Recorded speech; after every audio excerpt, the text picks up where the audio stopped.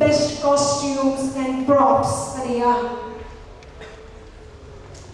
Nominees to Jia Huang.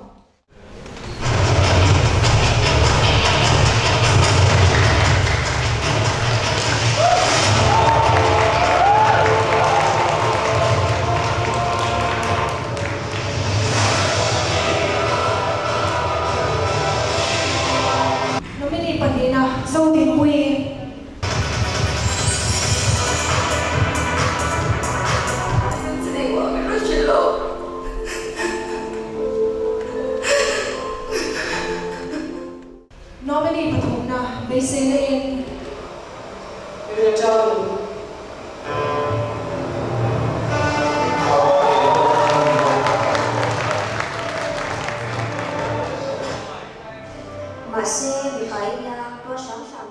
Best Costumes and Props Award masabi.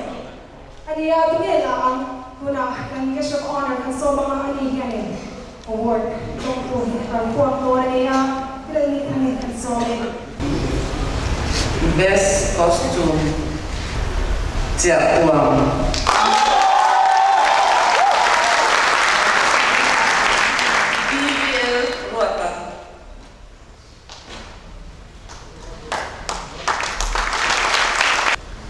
Mizo Film Award 2017 trophy citation.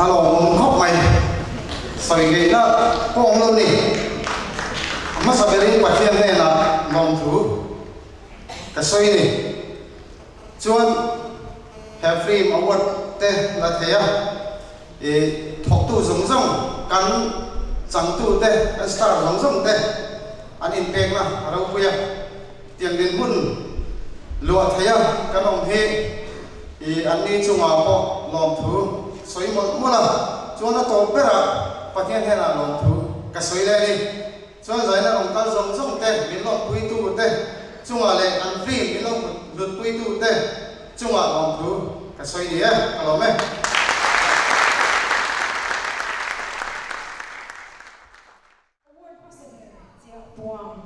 Category Pandila akan lutang Best Original Soundtrack. Nominated to Mizo ngô xí lo thì khá là ngu là khi có hóng phải là mà anh em này cả lúc đấy thôi nè.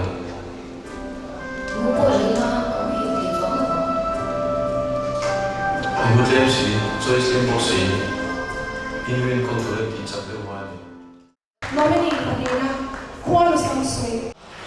Ye cơ quan rất cái gì? Pati mikro ini, mati orang cakap kalau kalau kita soal apa, acai.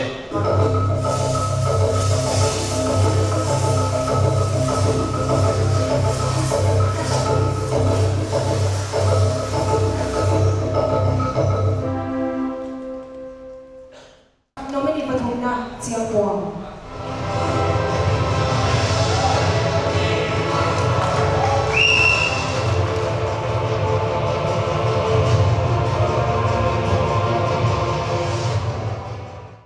Best Original Soundtrack category. Award Mr. Saporian, Mizoram Film Promotional Society President, Ulalampuya Kiang David Some.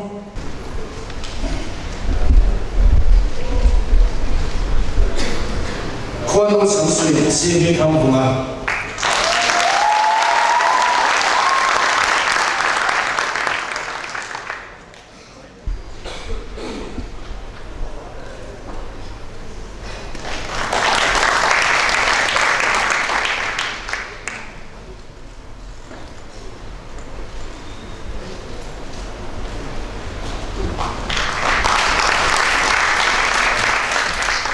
Category Patumna, Best Cinematography. Nominated to Kira. Berani amat,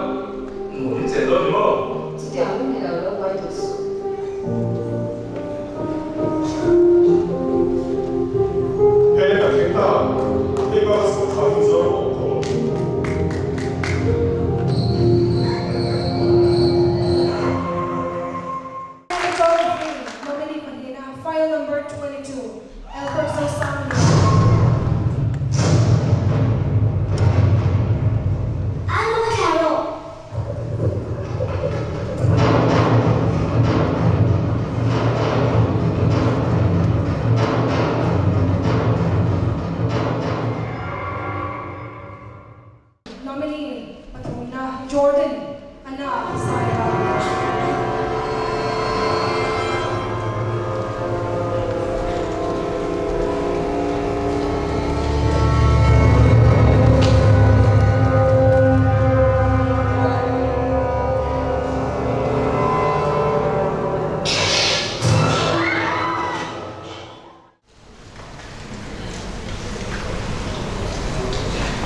File number 22, Alberto.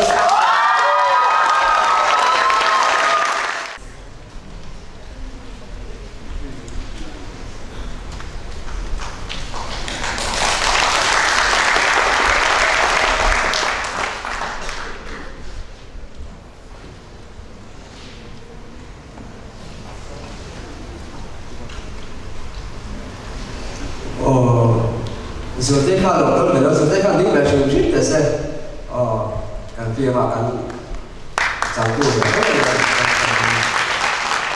càng hữu đầu cái cây này cái đầu nó tụi bạn cũng tặng có thiên đầu sau cả thế này giá đi ở ngoài sân đi các bài những ngày tôi sắp về để mà các bài những đầu tiên để trường trích để xem chúng ta muốn làm cái đầu tiên là hữu đầu nó sầu lắm anh nhé anh nói tụi em. Best Editing.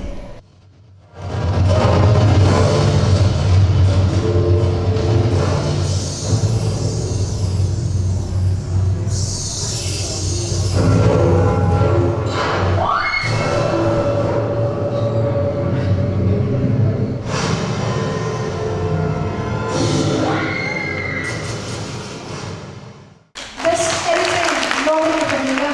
Lalong pinagkakte mo. Iban bốn thì thành thật kêu ô. I&PR phụ trách nó có địa vị thì tôi có những khi rồi là này nó vẫn phải bán gì mà ngày trước thì người ta tập trung đi sửa số anh cứ có luôn là ông thì em phải là vẫn có cái gì về tụi em Đó thì nó phải là một thật sự mấy Best Editing. Nominee katong na kay Mizo Herliana. Sundo.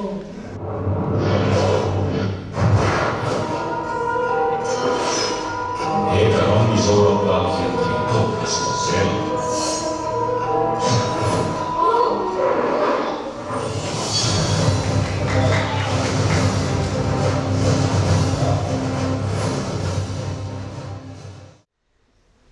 Jordan Anna.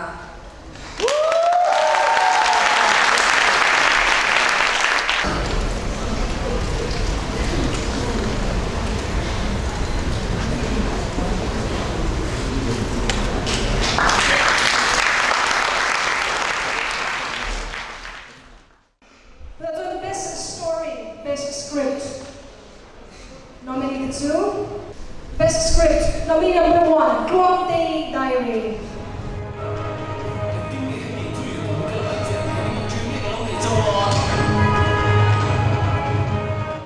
Best Story, Best Script. Nominee number 2, they say na in Rửa rau mình thì kia được tụi mình nè. Hả, khác nó tụi mấy rửa rau có xem em gì Script, Best Story. Nominee number 3, More Promotional. Bây giờ có cái trap của Iban bốn thì thành thật kêu ô. I&PR phụ trách nó có địa vị thì tôi có những khi rồi là này nó có Best Story, Best Script, Đông Tu Chú, Best Main.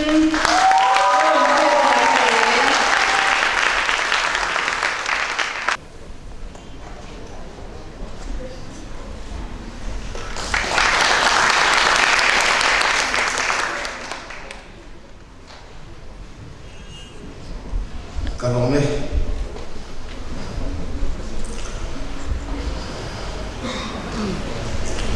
mình trông hẹn bây giờ sáng mình có sẽ đi khăn best story các cái lâu đông tuổi phim mình đã xem mà khăn chúng ta rằng phim mẫu ông lên sẽ về là và thiên không ngày na ra ra tiền ang căn đông lệ hi và thiên này là lệ phim mà có thuộc quý dòng dòng thế này mình dòng phim ngay hồi tôi chung à lâu thu và xây đi mà thì biết awani hi base ini akan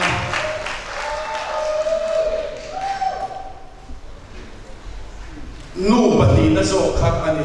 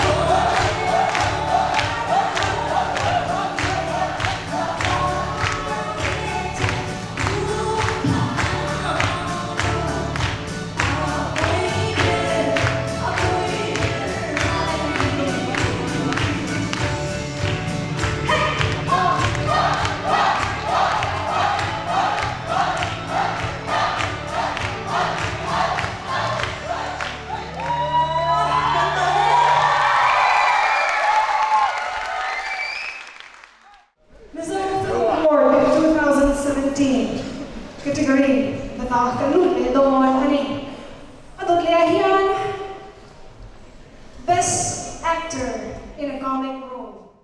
Nominee number 1 Tatuan Romulwato pa Comedian Kobo. So yung Comedian Kobo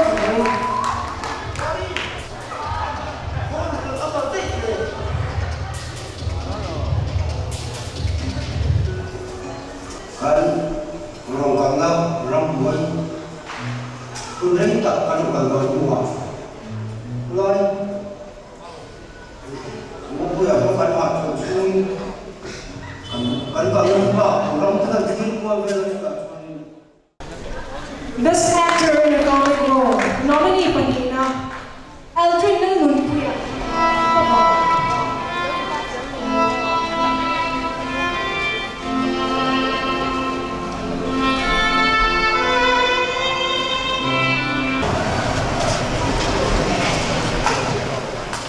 Nominee Patuna Aldrin Liana Peter Liana.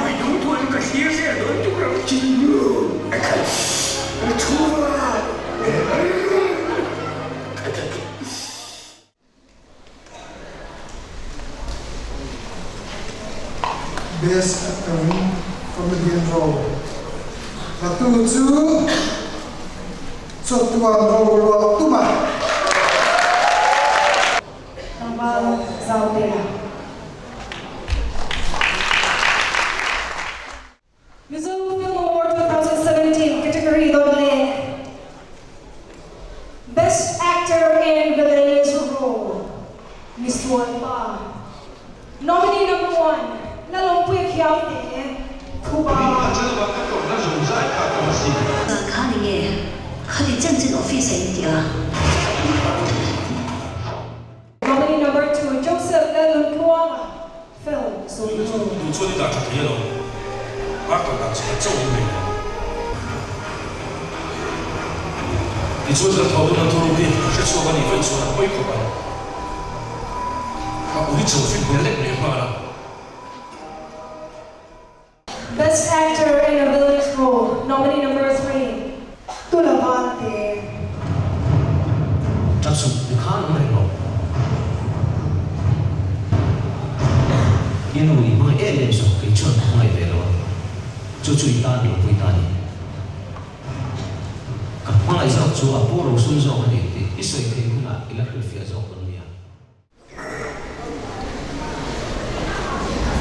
Mizo Film Award Miss Walpa Chang Thiam Bel chu Lo Puya Kiam.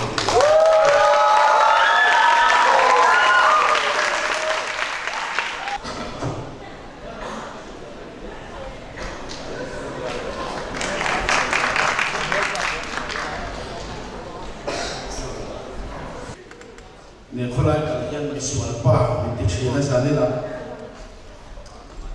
chumi puala wat kan dong hi he film ka tho pui te le kanu pui fanau te mit support na wa ni hi ka shia an chuwa le pathian chuwa lo thu ka soi ani ka lo me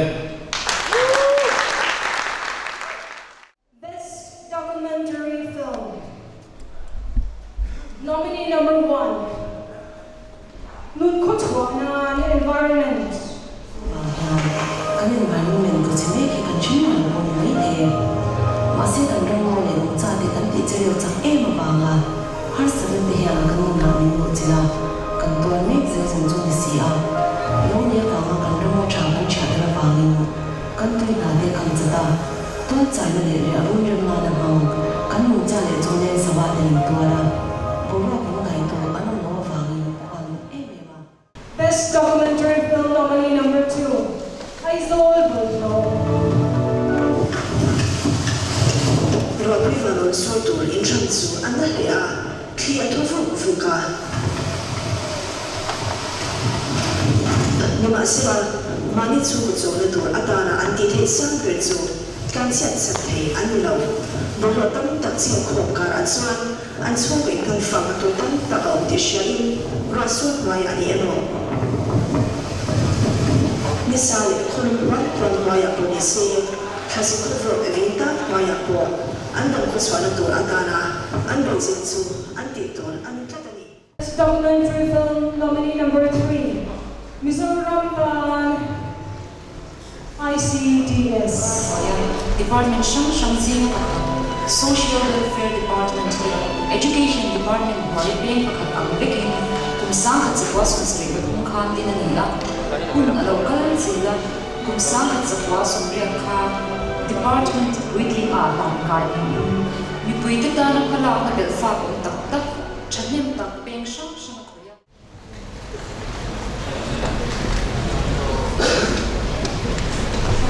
Best documentary film dong tu chaper chu Aizol Bulno.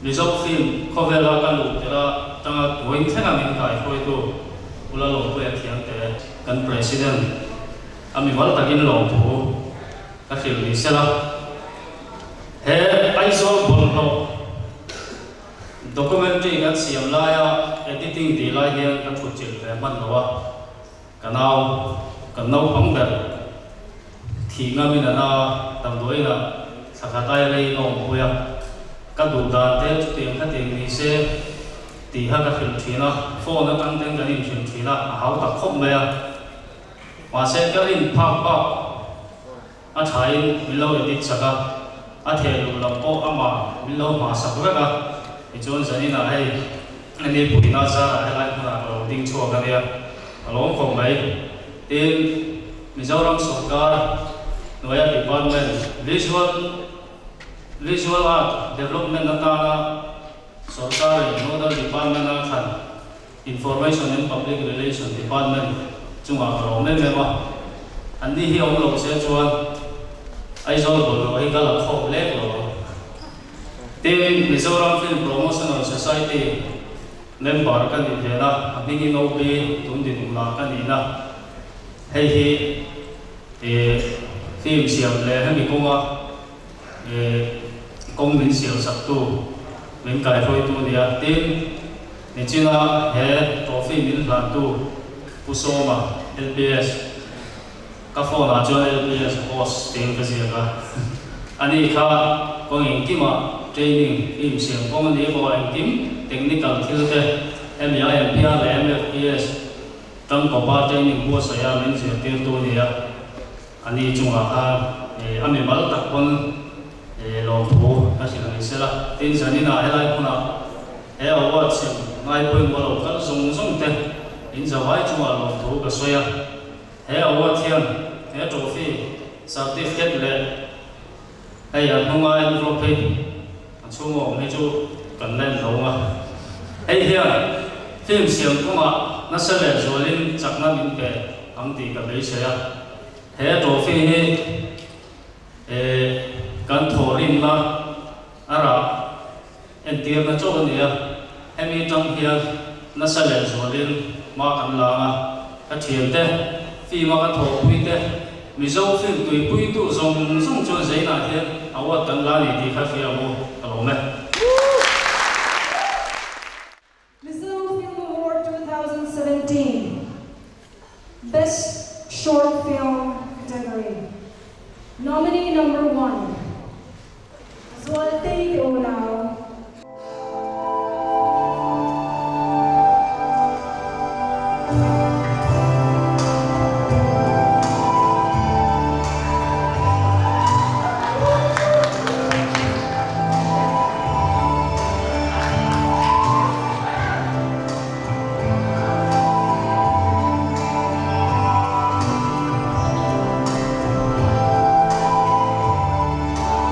Nominee number 2 Pasal Cham.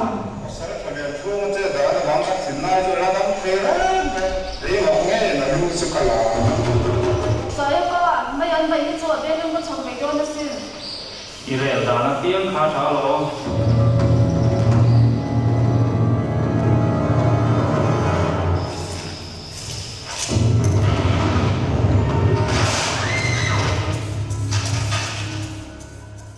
Number 3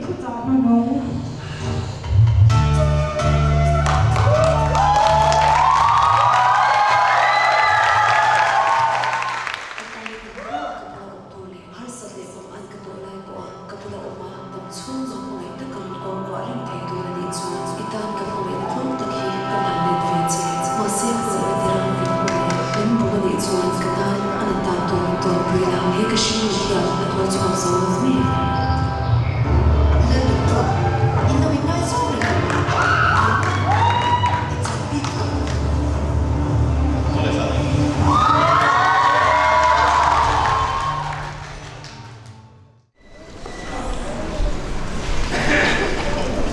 Best short film pakhanat dong tu chu zualte unao ke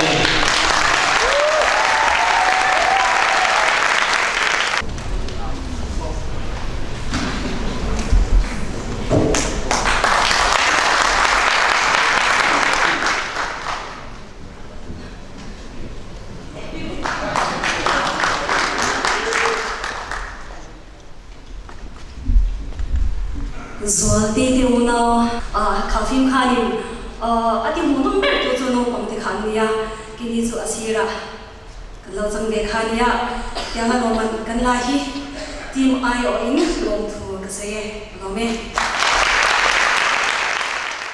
Ito na chuanin Mizo Film Award 2017 thokan la labang zai kan oi le zoi zoi do ni zai thiam mai sap la bo ni se mai Mizo la ni se ama chong ma ni om chhuak ki ka ne le mai boxi biseti zai thore na zo me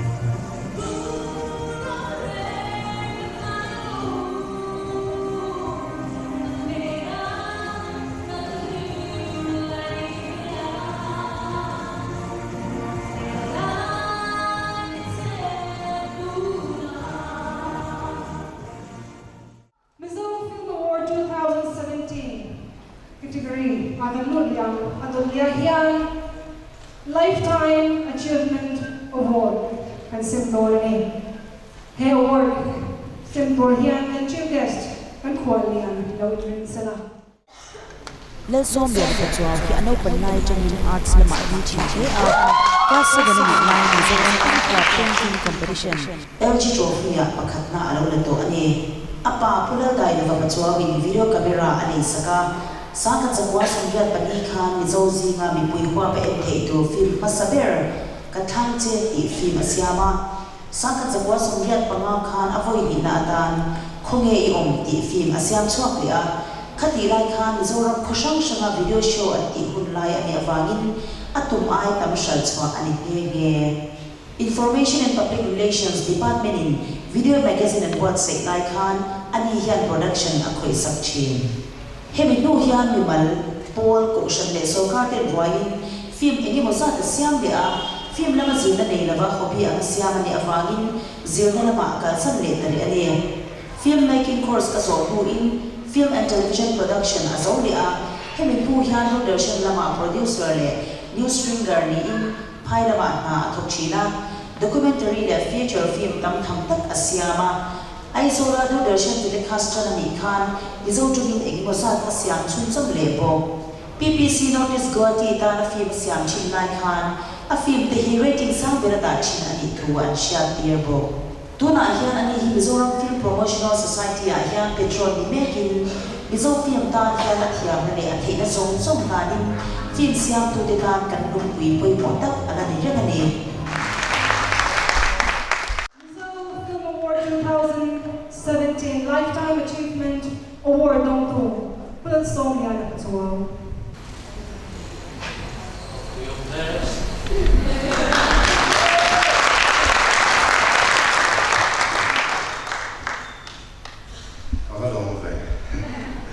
Hatiang ina chang usiate in kima mi tari chu kapu in ka sechi alama hati lai khan hisu ka pa rol kom chin ania pumon kima te lungne lama pu chhuana te chen chu anam to lova chung ho ka la chuan nau kom te ni ka ti ve thina voin thengin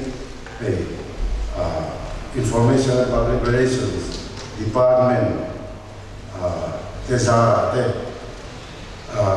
Film Promotion Society, Voina, Etiang, Tina Hunden Chang, Alolani, Belezia, Kalome Mema, Tunachuan, Amoy, Ray Tapiovani, Elampang Toma Chuan, Etianga, Minansia, Kalome Mema. A pool of zet ningasia along the zet.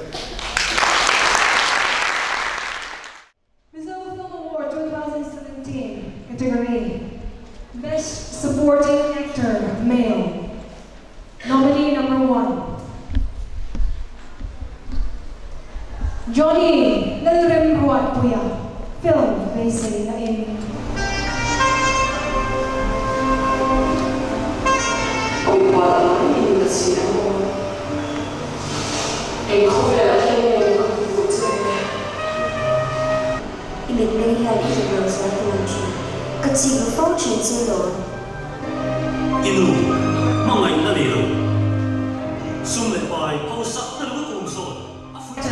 number 2 Eddie Bajwa with film Detective March.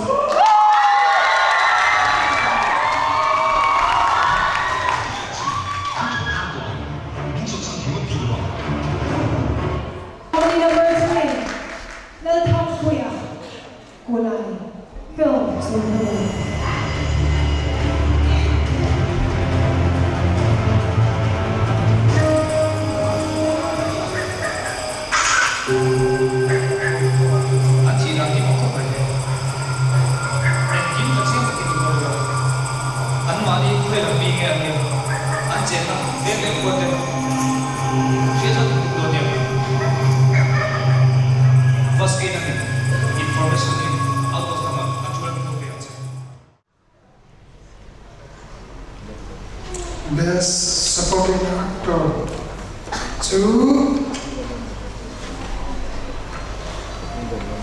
Johnny Lauren buat puya. Dari sini.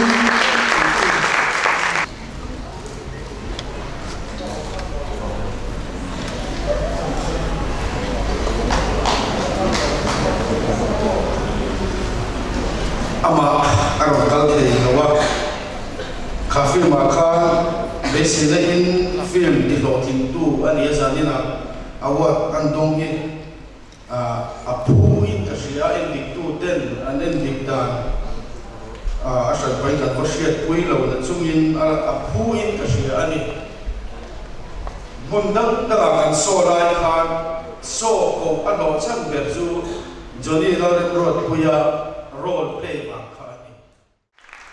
Mizo Film Award 2017 Best Supporting Actress. Nominee number 1. And nandito kami film so din pui. Ju, kan ka daw me. 네, 뭐로 봐?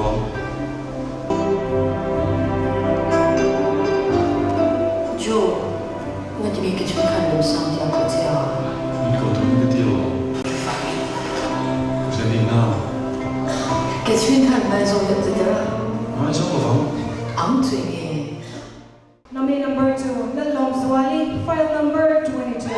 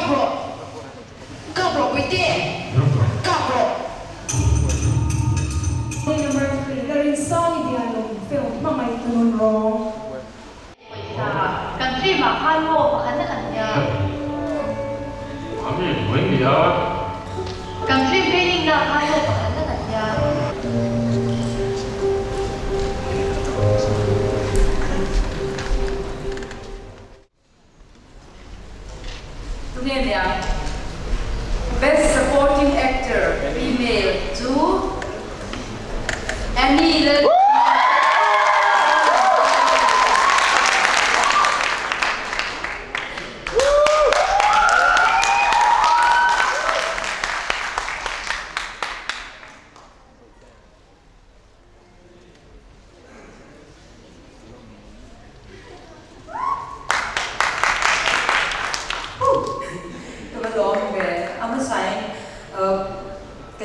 Steven Spielberg le Meryl Streep de tila pusin thong no le pi Lois Hammer chunga long thu ka soya tim ka chung te chunga long thu ka soi boka chuan hele ka pu jak tu chan to ma fam ta ti chung ten min chan ti ram phala wangin ka loma amal de in long thu ka soi ka tura han long thu ka soya chuan a to pera le poi mo pera chuan pathian chunga ka loma tin set khat po hi chong chan pasalawa changam lo kho patlo le thiam le lo kani wang he aw thila kani ti soi do ni chuan kan hos good phangnar in nal tu Mizo Film Award 2017 Best Director. Nominee 2. Nominee number 1. Cái bên cái mai trên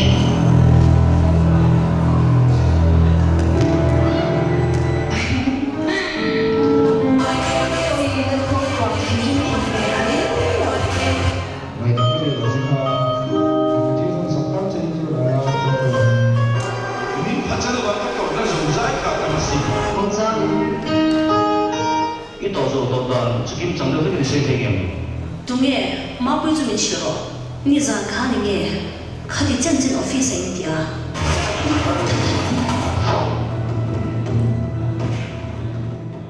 Nominee number 2, film Detective Mart. Director,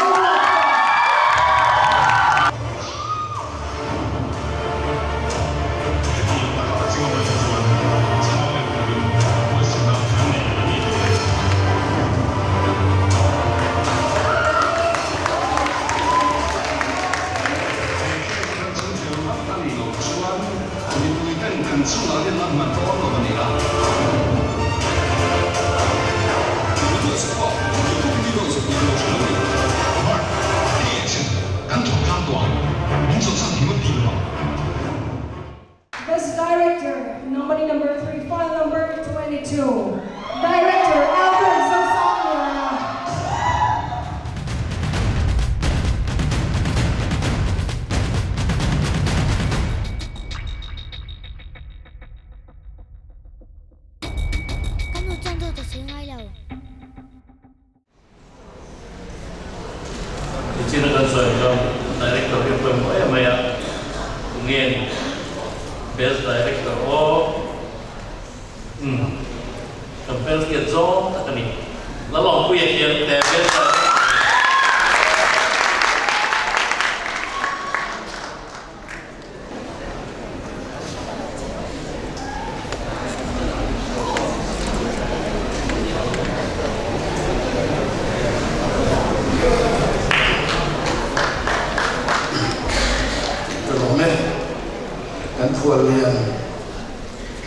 training best director and don't give.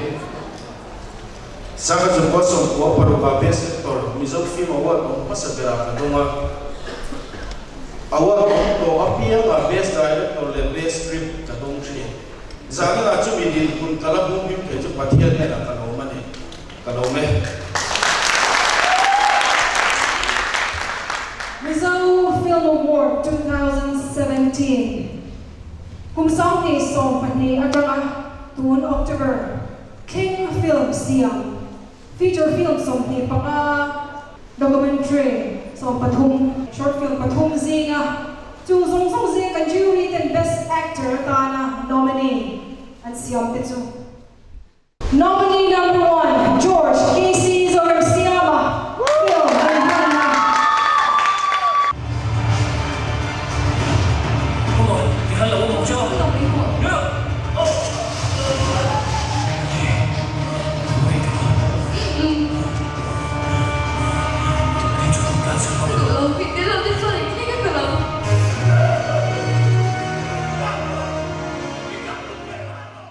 Nominee number 2, Lalong Puyakyangte film based in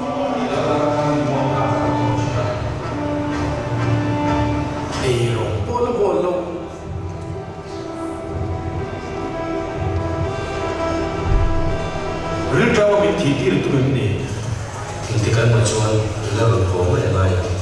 Jadi lagu ini sudah mau jadi apa? Ada yang baru.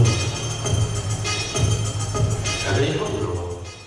Best Actor nominee number 3, C. Kinghua. Ini kawan kami sih. Pati lingkup ini, mari orang macam tu pun kalau tentu sahaja ni mau. Acai.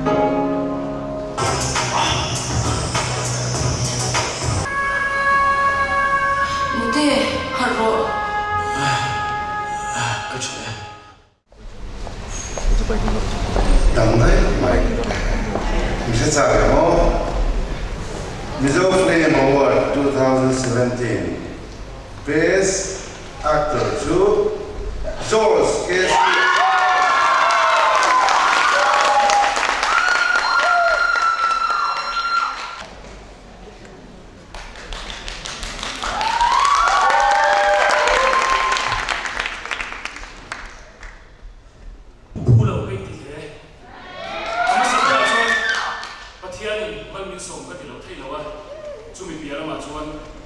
Kung kalau kita kerja dalam layar pun minggu tu, kung ngayon na lang caksuan kan director kasi so kita lihat dalam tinggal biasa.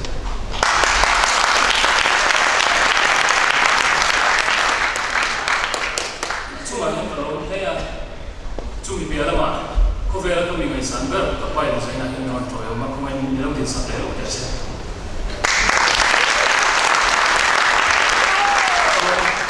Cuba kah, ketimai teh.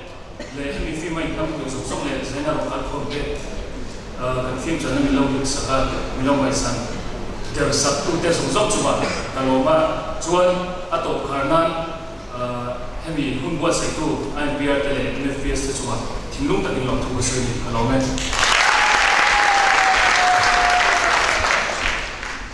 Mizo Film Award 2017 Best Actress.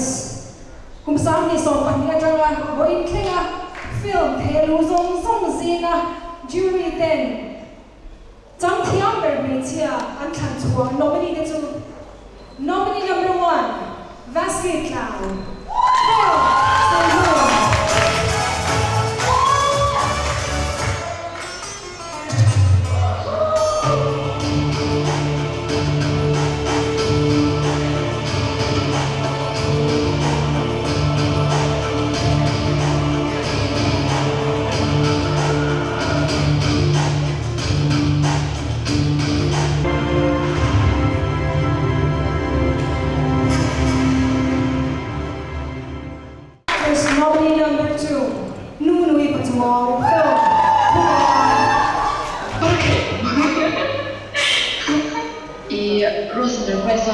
那个不要，给我儿子忙，可是还等着你。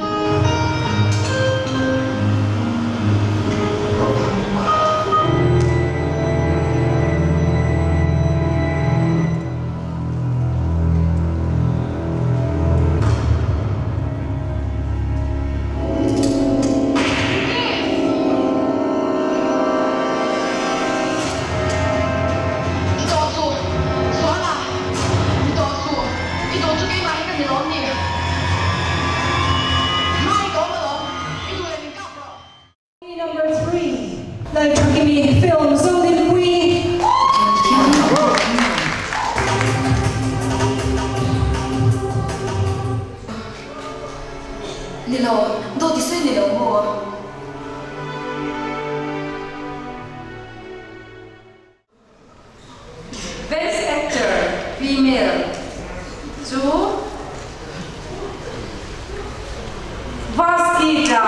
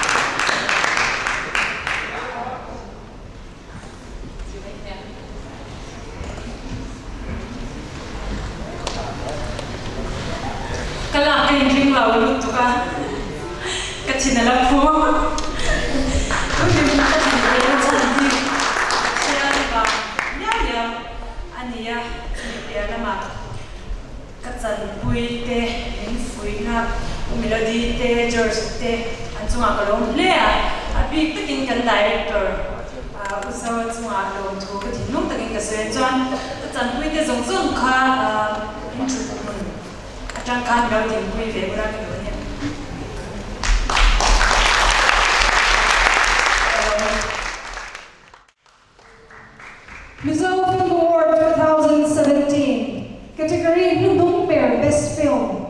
Hello money. Sumipay in po ang nalukang skit and hero daw na ni. Ani actor and actress kan siya sa ate. Ani mani nunoy patsuwa mapuya le Dept and so me.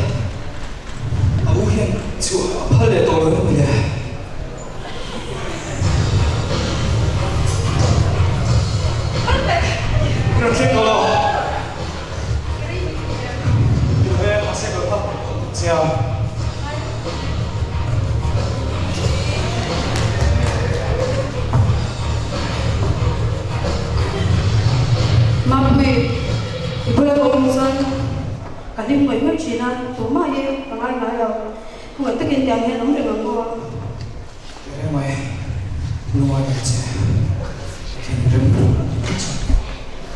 cái này tôi nè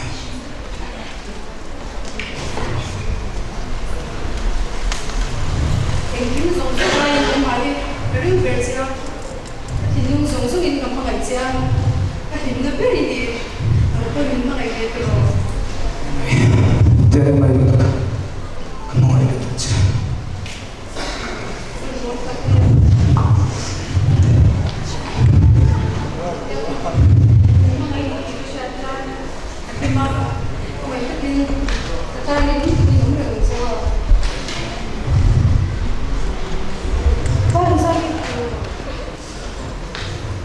Anh đi đâu?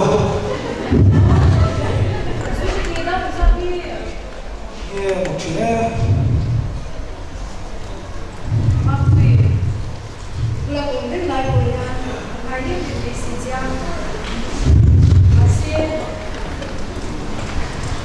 office vào hiện cần phải làm điều gì cho, cần phải ta làm chuyện đó mà, rồi sẽ nhận tiền cái gì, tôi bằng thằng đó á, tôi bằng cho, chuyện tiếp thuê, tôi sẽ nhận cho.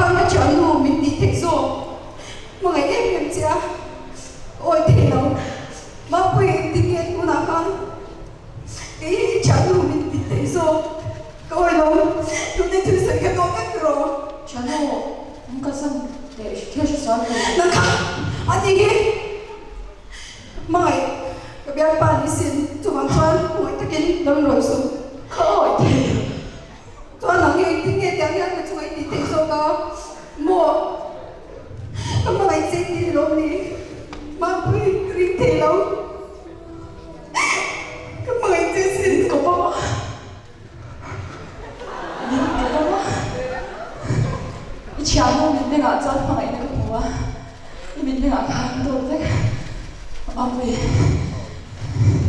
đi cứ thiên anh muốn làm mọi thứ sự khám tôi với mà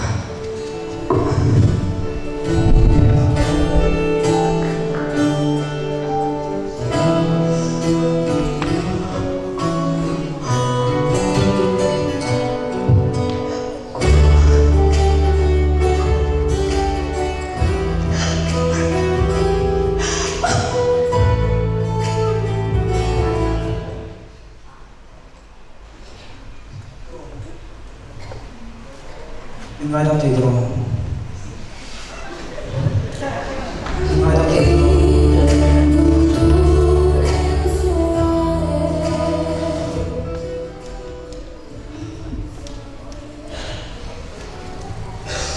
Cái gì bảo tắc sẽ dần đi làm.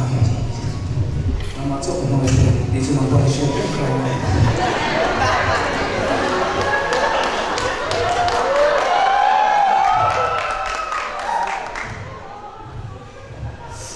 Mapui thì lúc giống giống như là rin chế đủ cho bạn chọn không ai tất nhiên tiếng khá thì tổ số chế mà em chế vào in bằng ai thì mong chế Belum itu.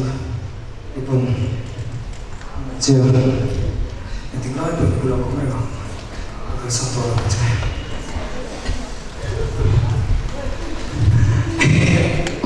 Kalau dia tidak ada yang kita. Ente Italian mo siya singsan so hindi kaya. Mapui thế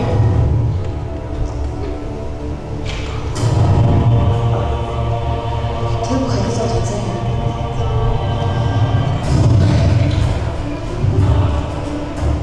Anh Kha tak sedang mau.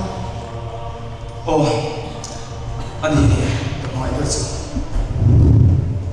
Ini jika lalu tak sedang mau. Jika. Nunu, ketika suami di Thailand. Thailand. Kathe, nampak ibu balon. Kamang itu betul tak mak kepala ini. Kau cuma nurut isu kamu ya. Katakan. Nunu, yang tiada kesukaan itu kini disur. Mungkin hari tanah cedawang ini sih harus turun ikan di laut samro. Macam tu. Oh, nanti kalau mau pergi ke tani, nanti kalau tidak langsung tidak. Nilau.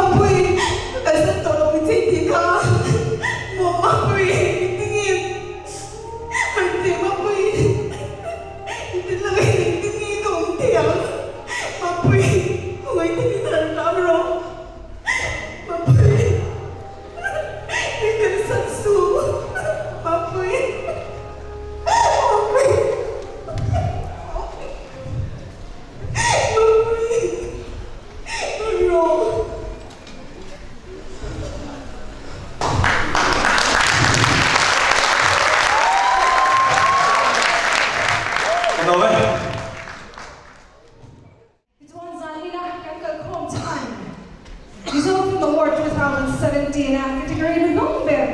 Gunahian award kan kuang doa niya. He award Best Film Award. Semtur hiyan kan Chief Guest and Finance Minister sa umtak pulusota gawin James Sala. Mizo Film Award 2017. Kung saan ni so pati at saka gawin kling a film. Ingin mo sa submit at saka nominee film travel. Patung nominee tan support ito. Nominee number 1, Fava.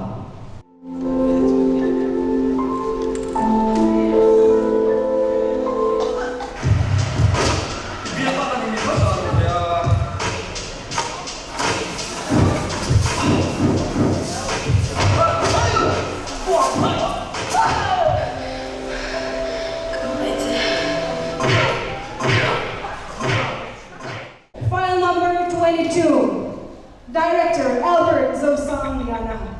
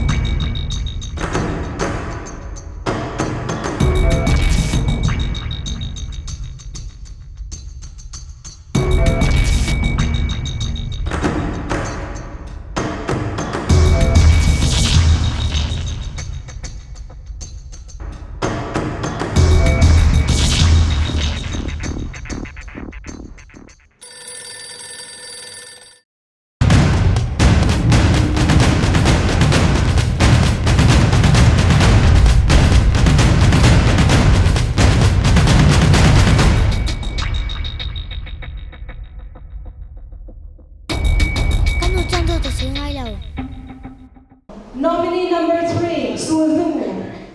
Director, Kessie Zoheriana. Ehkä kammisorkkaa hilti tohkasuuksia.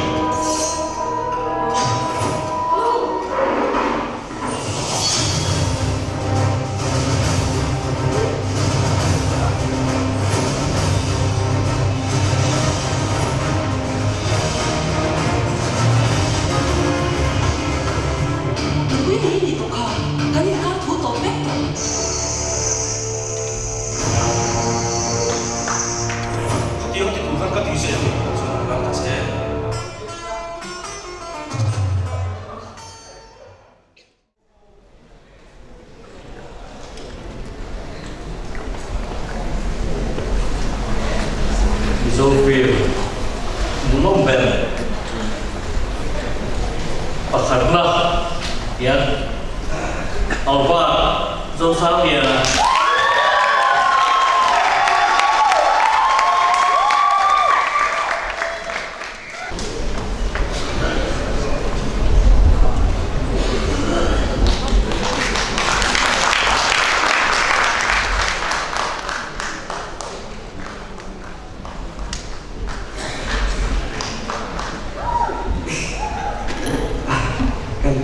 Kalau heavy roti lagi game mati ni lawa heavy buat dia ni heavy kasih kau dia ni film satu ni ni jangan sungai kan lawa ni tu kan lawa kecil jangan kita sama andien sungai pai kau pun dia jadi berat tu ni bisa tak ketiak tu jadi ni game mati ni lawan kan cian kau dan ni support na bang le kat tho la bang ni rio dia kalau mana cuan feel kan dia ni mecia ni suatu le tu ni jauh ni mecia akhir la loma cuan mi pa ni bawa ciat la kan ko ka hati yang tin kan tin kai kan film su lai kan lai tu ni kan dia pha ba ki pathia ni mal ni so ko te mai Batia cuma lotu, saya buat pun ni.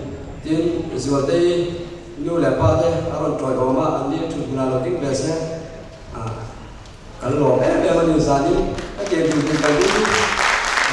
Kalau dia kan dia. Tapi isu dia mahu cakap isu ni lelah. File number something pani, nak kan selui ka. Well, berarti nak kau leh, ani. 2017 dikankan sama tuan kan program dan I&PR department dan Mizo Film Promotional Society the buatsaih Mizo Film Award 2017